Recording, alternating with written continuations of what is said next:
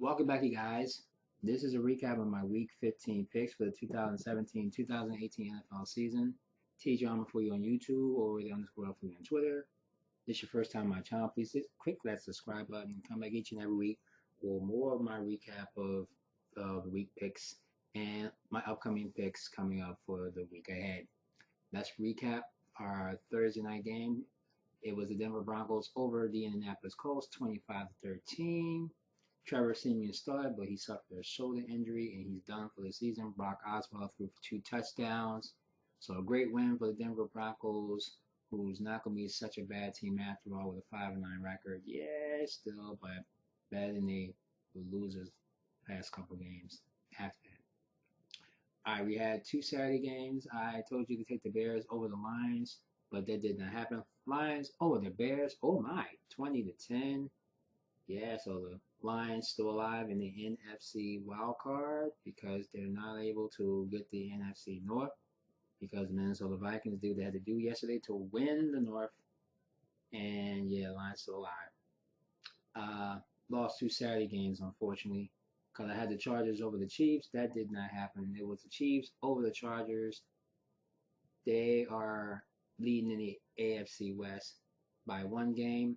Chargers down. They didn't even come to play that game. I don't know if the Chiefs really had to get that win because they were pissing in their pants the past several games before that win last week against the Raiders. So, yeah, Chiefs are leading by 1 game in the AFC West. This could boil down between week 16 and week 17, Christmas Eve and New Year's Eve. We'll see what happens. Yesterday, I had the Saints over the Jets 31-19. As you can see, yeah, the Saints got the return of Alvin Kamara. He ran in for a touchdown. Michael Thomas also scored a touchdown as well. And the Saints are still hanging for the division titles at 10-4 with the Panthers because the Panthers did what they had to do to win their game as well. It was my Eagles over the New York Giants, 34-29. It was not a cakewalk by no stretch of the imagination. Eagles offense came to play. They were kind of slow to start after the touchdown, but couldn't do anything after that. At least there were no interceptions for the Eagles, so good job for Nick Foles creating that Carson Wentz magic on the field, but the Eagles defense need to come up stronger. The Eagles defense gave up 29 points, which is something they don't be doing that often, well, especially to a team lowly like the Giants, 2-12. They're just having one of those kinds of seasons. So, yeah, Eli Manning threw for over 300 yards. There was touchdowns from Sterling Shepard, which should not have happened. Should have been called back on offensive pass interference, but the refs didn't see that. But someone was holding the Giant in the end zone on 4th down, but the refs did not see that. So, yeah. And there was a fight breaking out between Malcolm Jenkins and Sterling Shepard, but the refs let that go. No flag was thrown. It was the last few seconds of the game, so what the hell? That was a division battle. Eagles win it, sweep the Giants. And they get a first round bye, possibly getting a win for the NFC home field advantage throughout the playoffs if the Vikings lose next week and our Eagles beat the Raiders on Christmas night. It was the Redskins over the Cardinals 20-15. I lost that one. Cardinals only put up 5 field goals. So, yeah, when you put up 5 field goals, you're definitely not going to win the game, especially with Kirk Cousins and the Redskins. Eliminated last week, but they're playing with pride right now, 6-8, both teams. It was the Vikings who beat the Bengals 34-17. They are now your NFC North champions. Congratulations to them. Finally, somebody other than the Green Bay Packers winning the North. Congratulations, Gio. Your team wins. Your team fights my team for home field advantage throughout the playoffs beginning on Christmas Eve. So we'll see what happens here. Teddy Bridgewater did come back in the 4th quarter. They did some few plays and whatever, but nothing to write home about. It was good to see Bridgewater back in action. Meanwhile, the Bengals, Marv Lewis, he's going to step down as head coach at the end of the season. So, yeah, about fucking time. Should have did it 2 seasons ago. And I think Andy Dalton may be taking the walk out of Cincinnati. So we'll see what happens. It was the Bills over the Dolphins 24-16. I got that one right, so great for me. Bills still alive in the AFC wildcard, even though they're not going to be division champs in the AFC East. So yeah, Dolphins eliminated last week are officially eliminated now. So, Jay Cutler just doing what he had to do, but still couldn't hang on in the Bills. Tyrod Taylor did come back in that game too after he was out last week with an injury. So he came in, tough it out, beat the Bills, beat the Dolphins. I told you to take the Panthers over the Packers. This was a tight game, 31-24. Aaron Rodgers threw for 3 touchdowns. It's nice to see him again. And he said he did not come to save the Packers. He wanted to just get the feel of the game again, and he did. So with the loss, the Packers are eliminated. Panthers are still alive with the Saints for the NFC South Division title. I told you to take the Browns in the upset to beat the Ravens. As you see, that did not happen. So, hey, I should have thought about this for a minute. Ravens wins, still alive in the AFC wildcard. Browns, their official loss will get them their first round pick.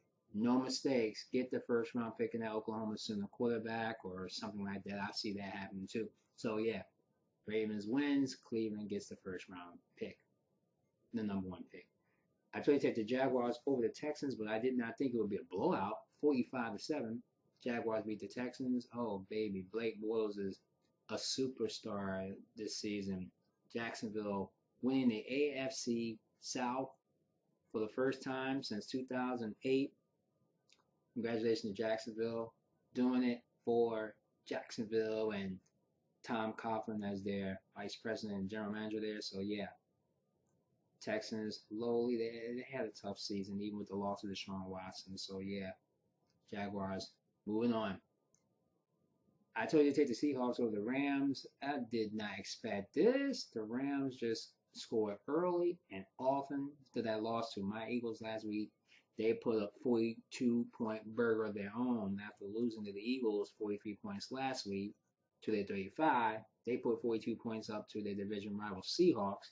And the Seahawks' worst loss in Russell Wilson's history, right there in CenturyLink Field. 42-7, did not expect that. So, yeah.